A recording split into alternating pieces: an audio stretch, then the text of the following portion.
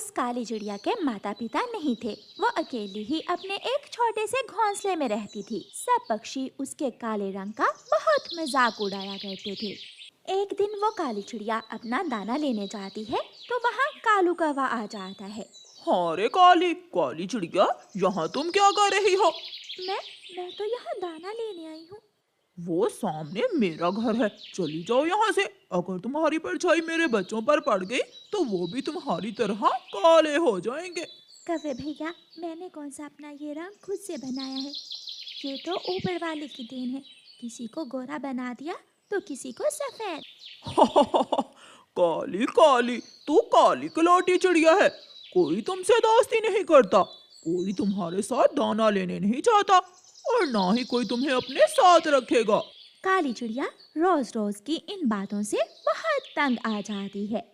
काली चिड़िया वहाँ से उड़ जाती है और वीरान जंगल में जाकर एक पेड़ पर बैठकर रोने लग जाती है। ऐ ऊपर वाले, अगर तूने मुझे बनाना ही था तो काली क्यों बनाया? कौवे ने ठीक ही तो कहा है, कोई मेरे साथ दोस्ती करना पसंद नहीं करता है। मुझे जीने का कोई अधिकार नहीं है। मैं अभी चील के पास जाती हूँ और चील से कहती हूँ कि वो मुझे खा ले। फिर वो काली चिड़िया चील के पास जाती है। काली चिड़िया, तुम यहाँ क्यों आई हो? चील दी, आप मुझे खा लें, मैं आपका भोजन बनने आई हूँ यहाँ। सब मुझे काली काली कहते हैं, कोई मुझसे दोस्ती नहीं करता, कोई मेरे साथ दाना लेने नहीं चाहता, मुझे जीने का कोई अधिकार नहीं है। मैं तुम जैसी काली चिड़िया को खाकर अपना पेट खराब नहीं करना चाहती, चली जाओ यहाँ से। चील दी, आपकी भूख मिट जाएगी और मुझे इस जीवन से मुक्ति मिल जाएगी। मैं ऐसा जीवन जीना नहीं चाहती जिसमें पंख पंख पर सब मुझे काली होने का ताना दें। और मैं तुम्हें खाना नहीं चाहती, जाओ नदी में कूदकर अपनी जान दे दो, मैं तुम्हें नहीं खा सकती। बेचारी काली चिड़िया को तो चील भी खाने से इनकार कर देती है। काली चिड़िया वहाँ से भी चली जाती है। काली चिड़िया नदी के पास जाकर एक पेड़ की नीचे वाली डाल पर बैठ जाती है। ना जाने ये नदी भी मुझे अपने अंदर कूदकर अपनी जान देने देगी या नहीं, लेकिन जो भी हो, मैं जिंदा नहीं रहना चाहती, मैं मर जाऊंगी। काली चिड़िया नदी में कूदने ही वाली थी कि पीछे से रानी चिड़िया काली चिड़िया को आकर आवाज देती है। काली काली चिड़िया, ऐसा मत करो, क्यों नदी में कूदकर अपनी जान दे रही हो? मैं अब और जीना नहीं चाहती, बहुत मुश्किल है मेरे लिए रोज रोज पक्षियों के ताने सुनना। रोज रोज मरने से अच्छा है कि मैं एक बार ही मर जाऊं। ऐसा मत करो, तुम मेरे साथ मेरे घर चलो, मेरे साथ रहो, मैं दोस्ती करूंगी तुमसे, मैं जाऊंगी दाना लेने तुम्हारे साथ। कोई कुछ भी कहे, मैं सबकी बातें सुन लूंगी। फिर वो काली चिड़िया रानो चिड़िया के साथ उसके घर चली जाती है।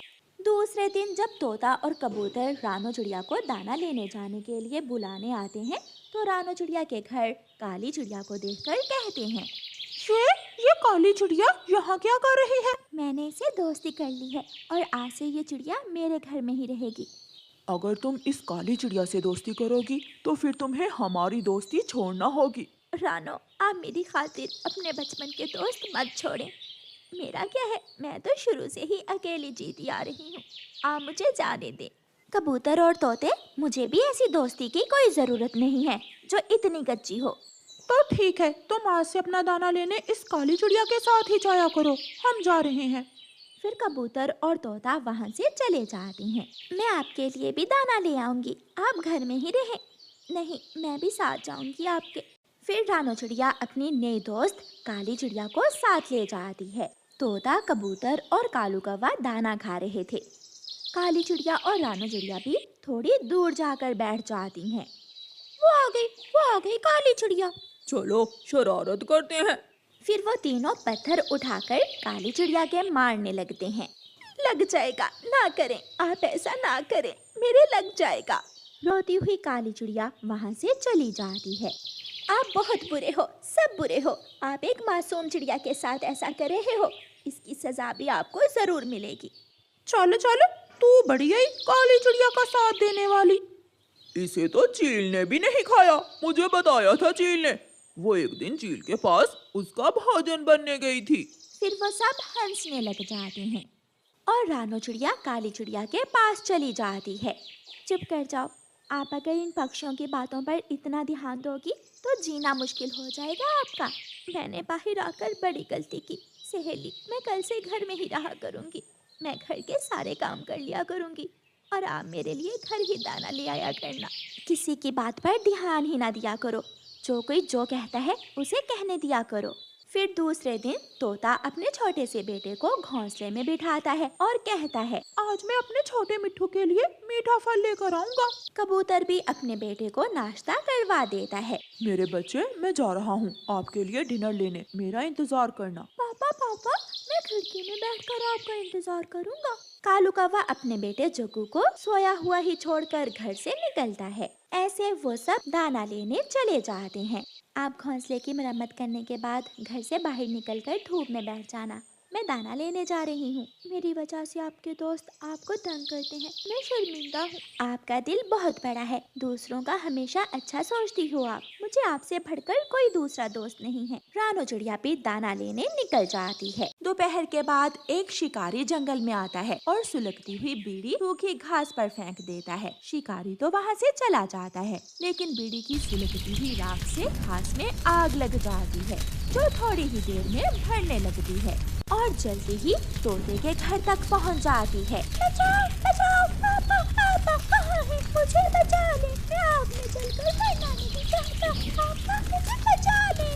ये तो हर तरफ आग ही आग है। मुझे घर से बाहर निकलना होगा। काली चिड़िया जब अपने घर से बाहर निकलती है तो हर तरफ आग ही आग थी। काली चिड़िया मदद की गुहार लगाते हुए छोटे तोते के पास जाती है और उसे घर से बाहर निकालकर नदी के पास छोड़ती है और फिर कबूतर के घर से कीकी को बाहर निकालती है। आग तो भरते भरते कौवों के घर तक भी पहुंच गई थी। शायद इस घर में भी कोई है। मुझे जाना होगा। मुझे इस पक्षी की मदद करना होगी। काली चिड़िया के पंख जलने लगते हैं, घायल हो जाते हैं, लेकिन वो कौवे के बेटे को भी जलती हुई आग से बाहर निकालकर दूसरे बच्चों के पास छोड़ देती है। सबके घर जल जाते हैं, लेकिन सबके बच्चे काली चिड़िया ने बचा लिए थे। शाम को जब तोता, कबूतर और कौवा वापस आते हैं तो अपने जले हुए घर देखकर रोने लग जाते हैं। हम लुट गए, हमारे बच्चे आग में जलकर मर गए। हमें मालूम ही नहीं हुआ कि ये सब कैसे हुआ। अब कभी भी हम अपने बच्चों को देख नहीं सकेंगे।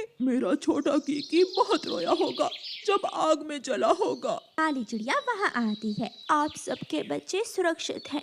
मैंने उन सबको नदी के पास पहुँचा दिया है। ऐसा कहते हुए काली चिड़िया गिर जाती है। वो सब नदी के पास जाकर अपने अपने बच्चों को गले से लगा लेते हैं। पापा पापा, अगर काली चिड़िया ना आती तो अब तक हमारे कितने कबाब बन गए होते।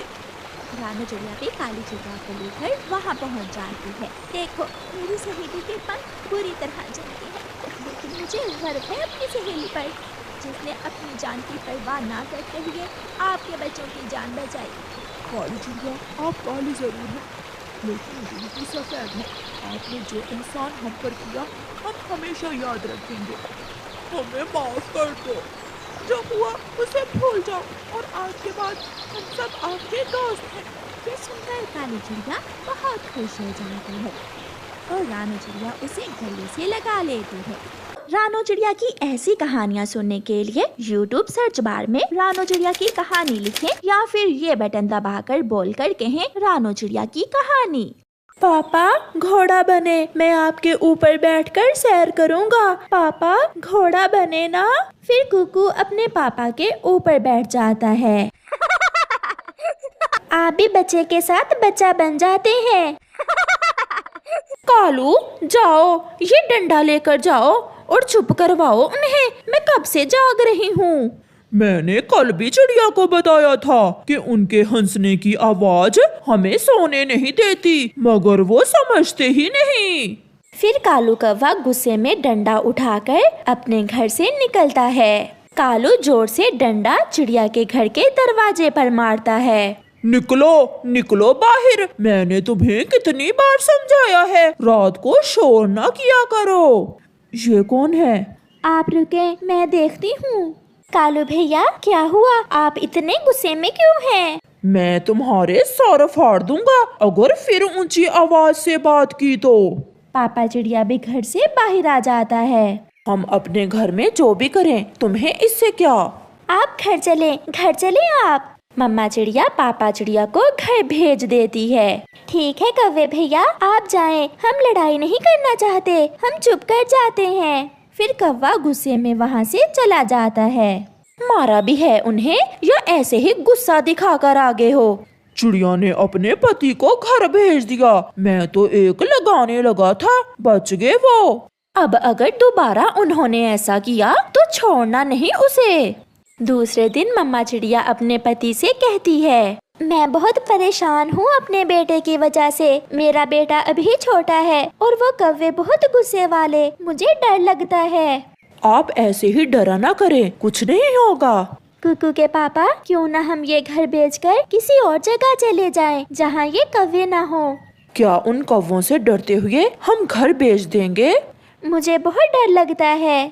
शाम को मम्मा और पापा चिड़िया अपने घर लौट जाते हैं। कुकू अपने घर के बाहर बैठा हुआ रो रहा था।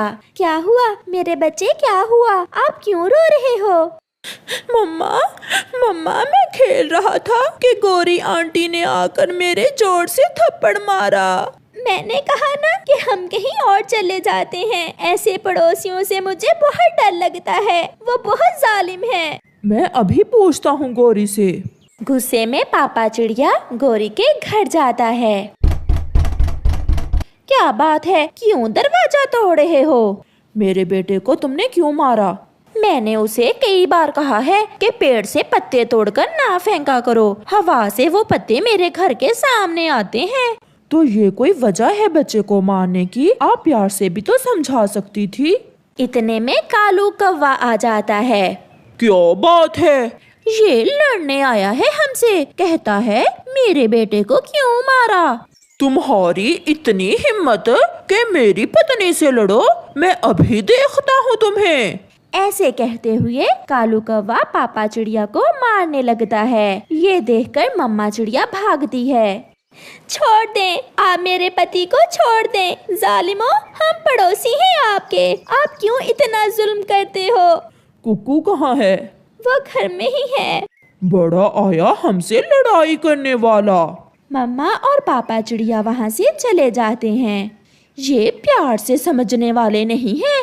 मुझे डंडा चलाना भी आता है। आप ठीक ही कहती हो, हम यहाँ से चले जाएंगे। अब यहाँ हमारा बेटा सुरक्षित नहीं रहा, हम इन कौवों से रोज रोज लड़ नहीं सकते। फिर दूसरे दिन मम्मा चिड़िया एक पेड़ पर बैठी हुई थी कि वहाँ एक चील आ जाती है।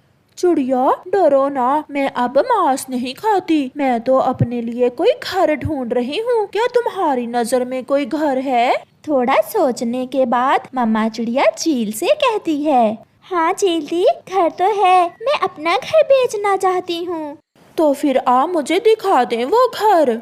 चिड़िया चील को साथ लेकर अपने घर जाती है। ये घर तो ठीक है, नया बना हुआ है। चिड़िया आप इसे क्यों बेच रही हो? हमारे पड़ोसी बहुत बुरे हैं, हमेशा लड़ाई करते हैं मुझसे। कौन रहता है तुम्हारे पड़ोस में? कौवे हैं, वो बहुत जालिम हैं। पापा चिड़िया और कुकू भी भोजन लेकर आ जाते हैं। तो फिर मैं शाम को आ जाऊंगी पैसे और अपना सामान लेकर। नहीं चील दी, आप कल सुबह आना, क्योंकि कल हमें अपने लिए नया घर भी लेना है। फिर चील वहाँ से चली जाती है। मैंने ये घर चील को बेच दिया है। बहुत अच्छा किया, अब पता चलेगा उन कौवों को कि कैसे लड़ाई करते हैं अपने पड़ोसियों से। दूसरे दिन चील अपना सामान लेकर आ जाती है। चिड़िया, उसका पति और उनका बेटा भी तैयार बैठे हुए थे। वो चील से अपने घर की कीमत लेकर वहाँ से चले जाते हैं। चील अपना सामान घर में रखती है। घर तो अच्छा मिल गया, अब जरा म्यूजिक सुन लेती हूँ। चील तेज आवाज में म्यूजिक लगा लेती है। चिड़ियाओं का परिवार भी दूसरे जंगल में एक घर देखकर खरीद लेता है। नया है ये घर, अच्छे से देख लो। चिड़िया, मैंने अभी पिछले महीने ही बनवाया है। ये घर तो सच में बहुत अच्छा है और नदी भी पास ही है। चिड़ियाओं का परिवार बहुत खुश था क्योंकि उनकी जान उन कौवों से छूट गई थी। कालू, ये चिड़िया को क्या हुआ है? दोपहर को ही इतनी तेज आवाज में म्यूजिक सुन रही है। डंडा कहाँ है मेरा? मैं अभी देखता हूँ। मैं भी साथ जाती हूँ तुम्हारे। क्या बात है कव्वो? चील दी, आप यहाँ कैसे? ये घर मैंने चिड़िया से खरीद लिया है और तुम ये डंडा लेकर क्या करने आए हो यहाँ? कुछ नहीं चील दी, हम पड़ोसी हैं आपके, अगर कोई काम हुआ तो बता देना। दफा हो जाओ यहाँ से, सारा मेरे म्यूजिक का मजा खराब कर दिया। कव्वे डरते हुए चले जाते हैं। रात हो जाती है। चील म्यूजिक की आवाज और भी तेज कर देती है। कालू, वो चिड़िया तो हमसे भी 2 हाथ आगे निकली, चील को अपना घर बेच गई। गोरी, वो चिड़िया बहुत अच्छी थी। मैं जाता हूँ, चील दी की विनती करता हूँ कि थोड़ी आवाज कम करे। कौवा जाता है। कौवे, इस समय क्या बात है? चील दी, अगर आप थोड़ी सी म्यूजिक की आवाज कम कर लें तो मेहरबानी होगी आपकी। मैं अभी करती हूँ। अंदर से डंडा लेकर चील आती है और कौवे की अच्छी पिटाई करती है। मुझे छोड़ दो चील दी, गलती हो गई। जाओ, दफा हो जाओ और याद रखना, मुझे ऊंची आवाज में म्यूजिक लगाकर ही नींद आती है। फिर कुछ दिन बाद कौवा और कौवी वो घर छोड़कर एक पुराने घोंसले में रहने लगते हैं। प्यारे दोस्तों, इस कहानी से हमें सीख मिलती है कि जो किसी कमजोर के साथ जुल्म करता है, अंत में उसका हमेशा बुरा ही होता है।